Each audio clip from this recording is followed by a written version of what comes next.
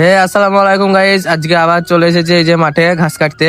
এই যে ঘাস কাটছে, তোমরা দেখতেই পাচ্ছ। আর এইদিকে আমি এর ঝোলাটা ধরে আছি, আমি ওর একটু হেল্প করে দিচ্ছি। আর এইদিকে মাঠে অনেক ফুলকপিও লাগানো আছে, কিন্তু দুঃখের বিষয় একটা ফুল ধরেনি। আর তোমরা তো জানোই মাঠের ফুলকপি চুরি করে খেতে কত মজা লাগে। আর এই যে গাইস, এটা আমার আরেকটা বন্ধু। আর আমার বন্ধুগুলো একটু তার কাটা আছে, বুঝলা গাইস? দেখো না এরা এখন জঙ্গলের ভিতর দিয়ে যাচ্ছে। এবার আমাকেও যেতে হবে এদের জন্য। যাচ্ছে এখন জঙ্গলের ভিতর দিয়ে। যে দেখতে পেলে কেটে গিয়ে পড়ে গেলাম। আরে দেখো ইসে कहते हैं लौंडिया का चक्कर, वो सब उस लौंडिया की वजह से हो रहा है।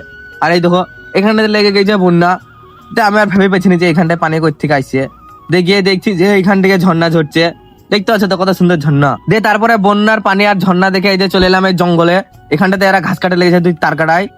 যে দেখতেই পাচ্ছ দুই তার কাটায় লাগিয়ে দিয়েছে মারামারি। এ বলছে আমি আগে যাবো কাটতে, এ বলছে আমি আগে যাবো কাটতে।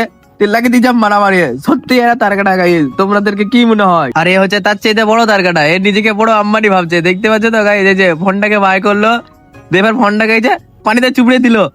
মনে হচ্ছে বিশাল বড় আম্বানি, ওর কাছে বহুত টাকা আছে। কিন্তু সত্যি করলে ওই গাইস ওর পকেটে চারাটাও নেই। সত্যি গাইস, যত সব তার কাটা নিয়ে পড়েছে, মোবাইল পানিতে ডুবে একাকার করে দিচ্ছে। এই যে এখন বাড়ি যাচ্ছে, ঘাস কাটা হয়ে গিয়েছে।